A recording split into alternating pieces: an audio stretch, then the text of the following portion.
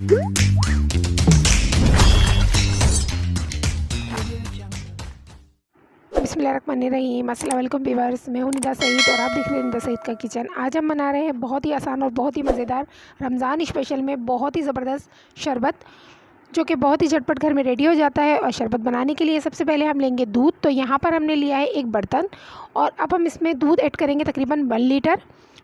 तो यहाँ पर हमने बड़ा बर्तन इसलिए लिया है क्योंकि हम पूरे जो शरबत है वो इसी में सिंबल करेंगे और यहाँ पर अच्छा सा शरबत जो है वो इसी में हम रेडी करेंगे। तो बस यहाँ पर हम दूध में अच्छा सा उबाल ले लेते हैं और फिर हम आपसे मिलते हैं।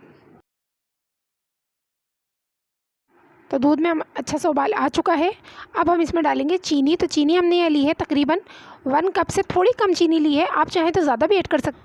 तो यहाँ पर अब हम इसमें चीनी ऐड करेंगे और ये चीनी बिल्कुल मुनासिब मीठा है, ज़्यादा मीठा नहीं होगा। अगर आपको ज़्यादा पसंद है तो आप ज़्यादा भी ऐड कर सकते हैं। तो बस यहाँ पर अब हम इसको सिर्फ चीनी को हल करेंगे, अच्छा सा हल कर लेंगे। उसके बाद इसको ठंडा होने के लिए रख देंगे और आगे का प्रोसेस करेंगे।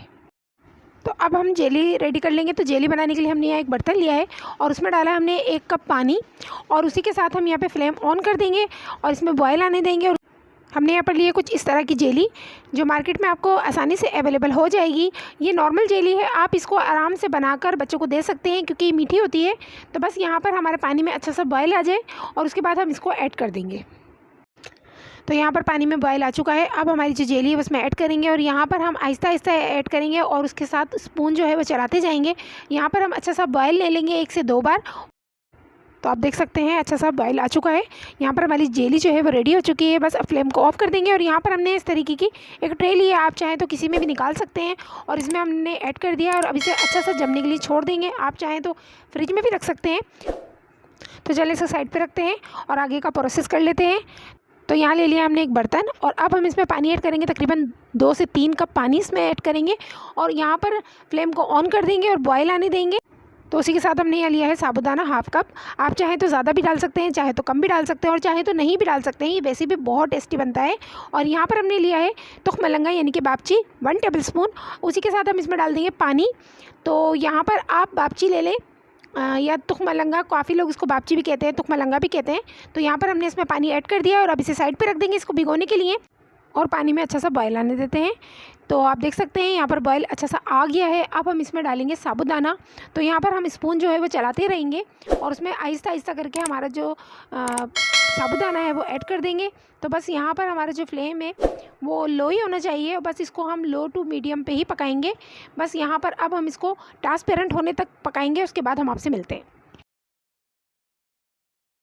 तो आप देख सकते हैं यहाँ पर हमारा जो साबूदाना है वो ट्रांसपेरेंट हो चुका है, यहाँ पर रेडी हो चुका है। अब हमारा जो फ्लेम है उसको ऑफ़ कर देंगे और यहाँ पर हमने ले लिया है एक बॉल, उसके अंदर हमने रखी है एक छन्ना। आप चाहें तो कोई भी ले सकते हैं छन्नी। इसे सिर्फ हमें पानी इसका अलग करना है और साबूदाना अलग करना है। तो यहाँ पर हम इसको अच्छा सा जो पानी है इसका निकाल लेंगे और साबूदाना जो है वो अलग कर लेंगे क्योंकि हमें इसका पानी बिल्कुल नहीं चाहिए। बस इसको अच्छे से छानने के बाद हम आपसे मिलते हैं।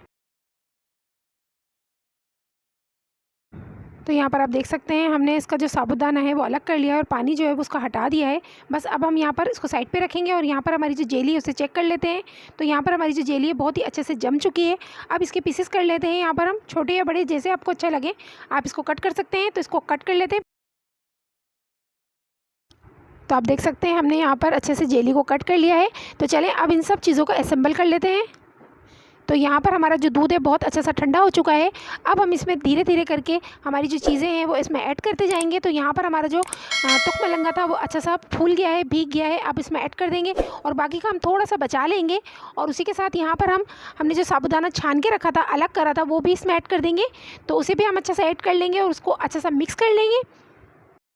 तो यहाँ पर हम अच्छा सा मिक्स कर लेते हैं। आप देख सकते हैं हमने अच्छा सा मिक्स कर लिया है। अब हम इसमें डालेंगे रूह अफ़ज़ा।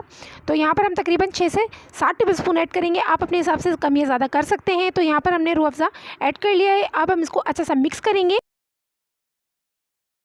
तो यहाँ पर हमने अच्छा सा मिक्स कर लिया है। अब हम इसमें ऐड करेंगे जेली जो हमने कट करके रखी हुई है।